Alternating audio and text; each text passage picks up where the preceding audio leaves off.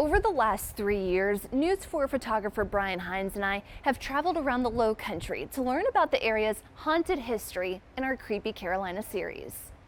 Our first Creepy Carolina aired in October 2022 with a trip to the Old City Jail in downtown Charleston.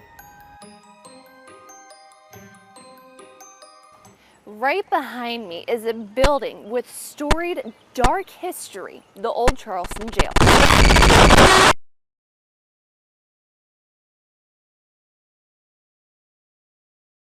First inmate started coming in 1803, and it actually stood as a district jail or a county jail here in Charleston for 137 years. It didn't close its doors until 1939.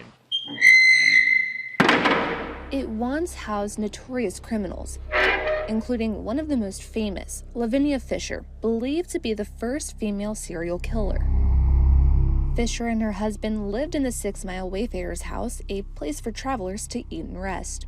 Merchants would stop in, she would lure them in with her beauty, and she would give them oleander tea to poison them, and then her husband would kill them in the night and then bury the bodies in some sort of cellar. Fisher and her husband were eventually arrested, but at the time you couldn't execute a married woman, so they hanged her husband first. As a widow going to the gallows, she demanded to be executed in her wedding dress, hoping someone would marry her on the spot. There's all sorts of versions of the last words, dine with, or if you have a message for the devil, dine or give it to me because I will dine with him tonight, whatever the case is. Stories like Lavinia's draw paranormal investigators to the jail. People have even seen her spirit wearing white. Nick McGurr is the owner and lead investigator of Stories in the Cemetery. He witnessed something he can't explain. We did have a very specific instance that occurred there where one of my team members passed out.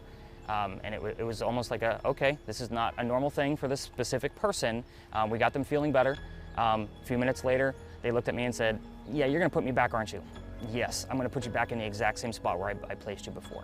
So, put them back, and it happened again within about a minute and a half. McGurr says people see spirits and feel them here. I've had many guests in the past tell me about it. They've been pushed, they've had scratches. You know, these are not things to be toyed with. There might be some darker spirits. McGurr said he was outside the building when he received many names through a device called a spirit box, just one more unexplainable event. At the end of 2016, Landmark Enterprises closed on the property, where the first floor will remain as a tour and experience area, and the second and third floors will consist of office and possible event spaces. As you can see, it's still under renovation, but that hasn't stopped the stories from being told. Make sure you join us for our next adventure.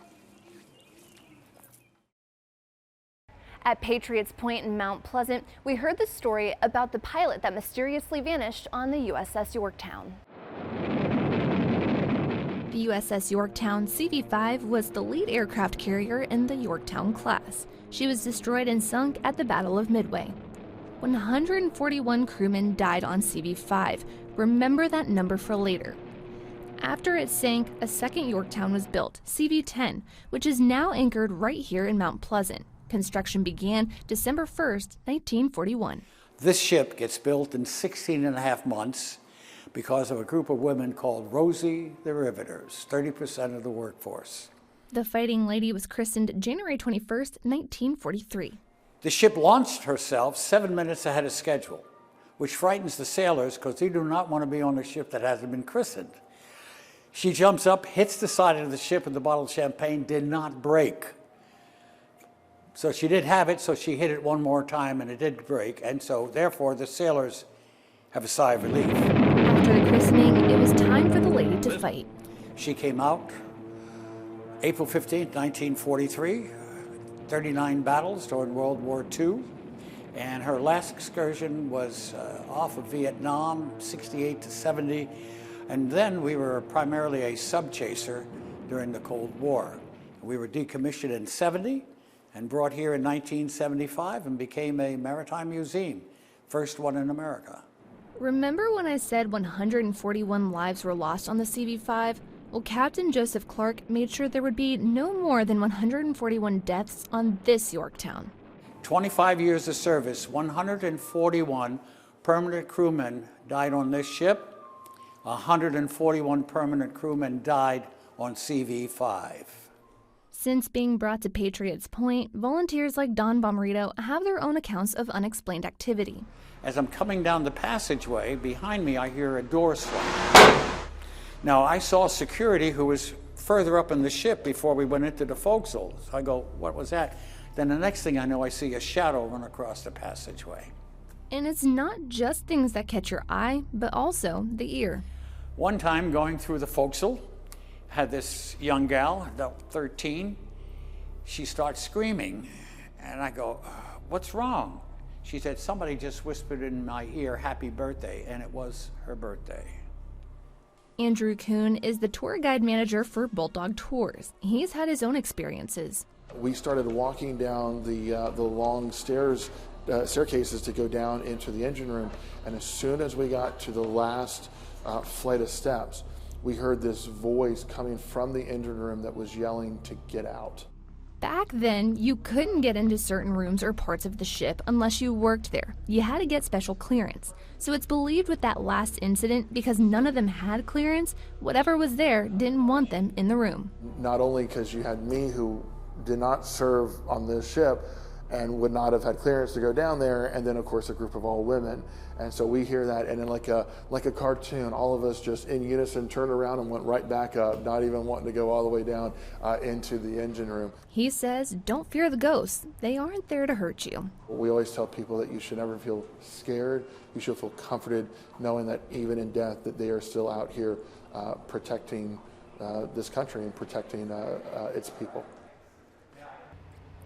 We also heard the stories about the ghosts of rooms 8 and 10 at 20 South Battery in downtown Charleston. 20 South Battery's main home was built in 1843. 175 years later, Dr. Jack Schaefer became the newest owner of this historic property. When I bought the property, it took 3.5 years to have it redone. And I decided that I wanted people to experience what it's like to walk in a house like this. So we just called the whole property 20 South Battery. It may be home for Dr. Schaefer, but he shares it with two friendly ghosts. Let's rewind some. White Point Garden across the street was used as fortification during the Civil War. 20 South Battery's carriage house may have been a makeshift hospital for wounded soldiers. Room 8's ghost is believed to be a Confederate soldier. He was probably a wounded soldier because people had seen his felt his gray jacket. He is a torso, there's no head, no arms, but they felt this gray, people described this gray coarse jacket. As you've seen all the pictures of Confederates, so they all had these gray coarse jackets. Dr. Schaefer recalls his own experience. While the property was being restored, it was 6:30 in the evening and he was alone. And I hear boom and boom. 2 booms, and it was like a crack, like something fell out of the ceiling and hit the floor hard. I say, oh my gosh, what fell? I thought maybe the ceiling fell in because I thought each floor was gutted out. I walk upstairs, and on that floor there's nothing. There's nothing on the floor, the rafters and the floor, and that's it. He went to a woman who used to work there and told her about the strange sound. And she said it sounded like boom, boom. I said, yeah, that's it. Yeah, I said, oh, that's the ghost in 8. That's what he does. Then there's the ghost in room 10, who was described as a child. And he came home and he disappeared for a week and then, quote unquote, fell off out of the 3rd floor window. Some think it's not a child, but rather Richard Lathers, who purchased the property back in 1870. He only really comes out mainly for women. He likes to lay in bed with you. He likes to touch your hair. Many people order an extra glass of wine or put flowers out for him. He really shows up a lot, but mainly, like I said, for women, he's very gentle, and if you feel scared, he'll run. And he's truly outlined a man in a tuxedo or a nice suit, and he's called the gentleman ghost. With 180 years of history, it's a stay that will leave you educated with haunting information. Not every Creepy Carolina has been about those real-life hauntings, though. In 2023, we went around the area to check out some of the treats that families were dishing out with their Halloween decor. It's just nice that I feel like at least I'm doing my little part to spread a little bit of joy in the world, you know, with everything going on these days especially. Halloween charms and magic are in the air. For some people, spooky season is when they go all out with their decorations.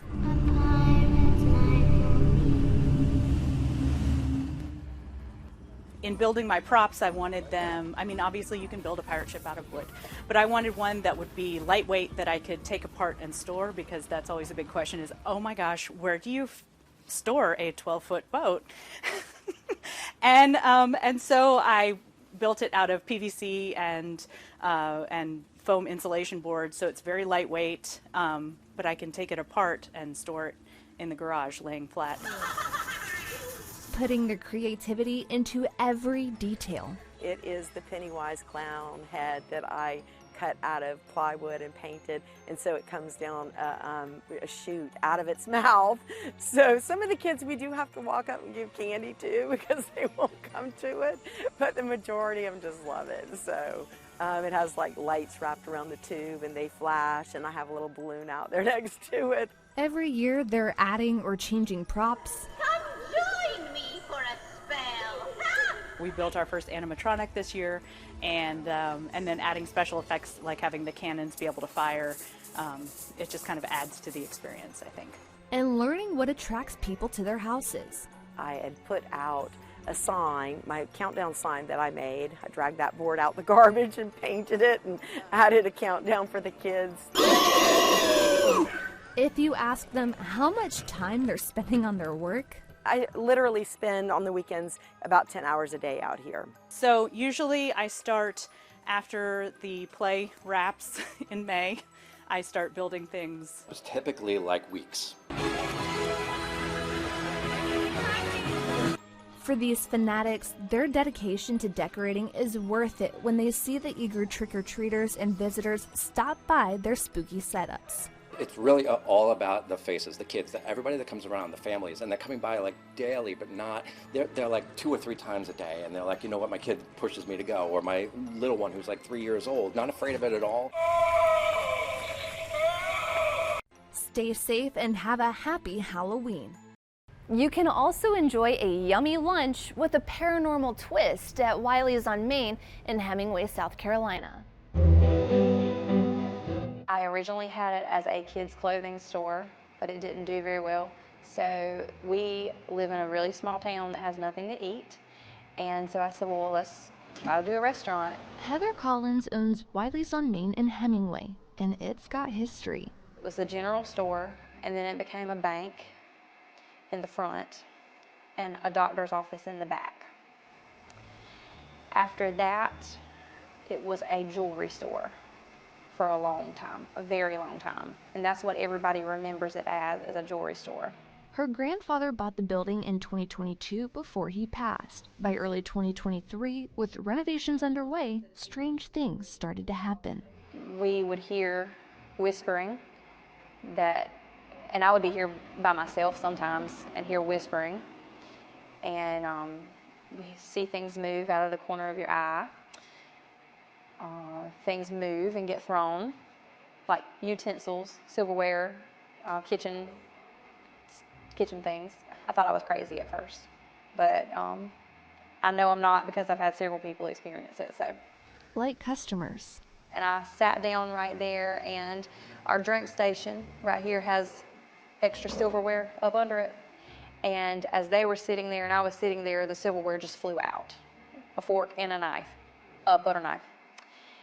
And the woman looked at me, and I wasn't gonna say anything, but the woman looked at me and she said, "Did you see that?" And I said, "Yes, ma'am." And she said, "Does that happen a lot?" I said, "Yes, ma'am." A paranormal group came in to investigate. Members used a sensory method on Chef Tiffany Cook to find out who may be sharing the space.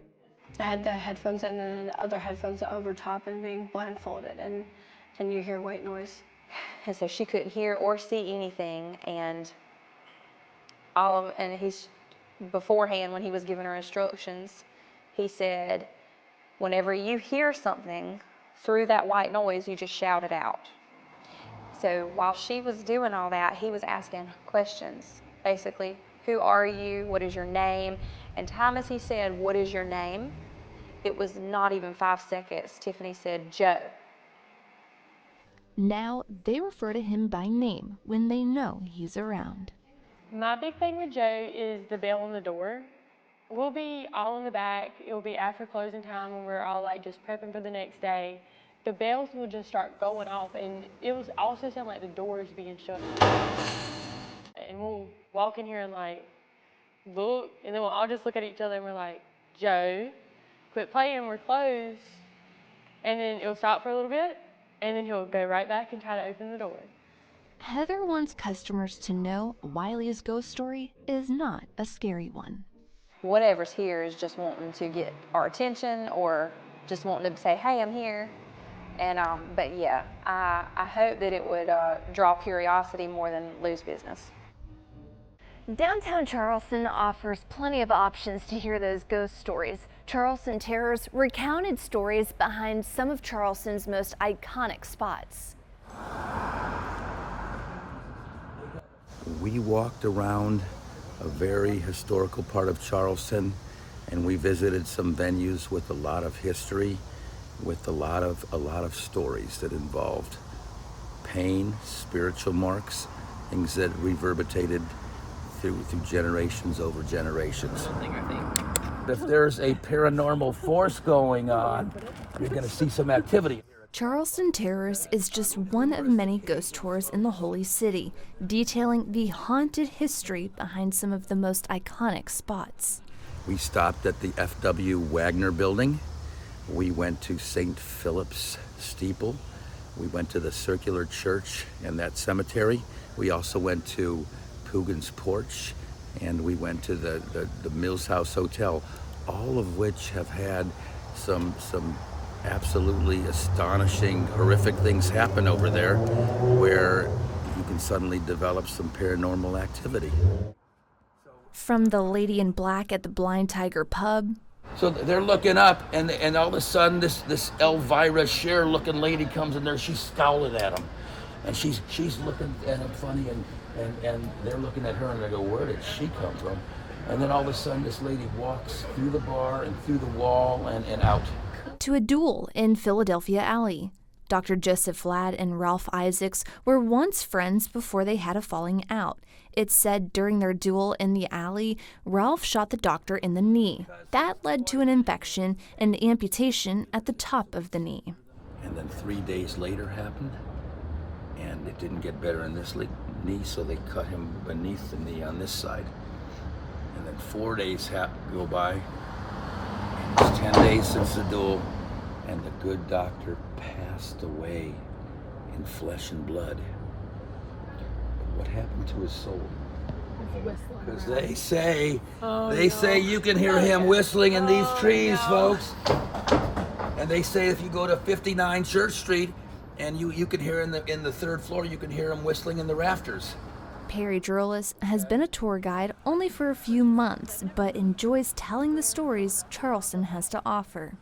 I like to make people happy, and seeing the reaction of the people having a good time, there's nothing better than that. But if you want to hear those stories from a different perspective, you can reserve a spot for a haunted carriage ride through Palmetto Carriage Works. While it's a beautiful city in the daytime, nighttime just got an extra flair to it. Makes it a little bit more exciting. And what better way to talk about ghosts than by being drug around by a big old horse. That's Michael Barrett with Palmetto Carriage Works. He's been a tour guide for 8 years and is one of the certified tour guides, adding a paranormal twist to Charleston's history in the evenings. My two favorite ghost stories is Harriet Mackey, which is the story about Charleston's dead bride over at St. Michael's Church. And then I love to tell the Edgar Allan Poe story with Annabelle Lee. Palmetto Carriage Works started these haunted carriage rides a couple of years ago. As the market sort of changed a little bit in Charleston, people just don't want to ride out in the heat like they used to. And so we're looking at a couple of different options, and the ghost tours are just super popular. We braced ourselves and braved the 50-minute trip around the commercial district of downtown Charleston. We started out making the first stop over at St. Philip's. And St. Philip's is the oldest congregation here in Charleston, 1680. And we talked about the ghost of John C. Calhoun, a two-time vice president, while we were sitting up there. So as we kept going along on the route, we came up to the circular church, which happens to be the oldest graveyard in Charleston, dating back to 1681. And there we talked about a few stories, because the circular church has so many different stories in that graveyard. It's pretty awesome. We talked about the mass grave that was out there. We didn't see any ghosts on our tour, but others have. I've had a number of people capture images of ghosts over at the circular church graveyard, over at Washington Square, and typically the most active time that these have occurred were in the month of October. And then we actually got to see the Charleston's Dead Bride one night inside of St. Michael's, and that was really interesting to see, so pretty cool. You just see this young girl in a flowery dress, in her wedding dress, and she's walking down the aisle as if she's going to the altar for her wedding. So it's a full-bodied apparition. It's exciting when he sees something unexplainable. What I can see doesn't scare me. It's those moments you have that you can't see that will scare you. So you get some noises sometimes that'll frighten you a little bit, bring the goosebumps up.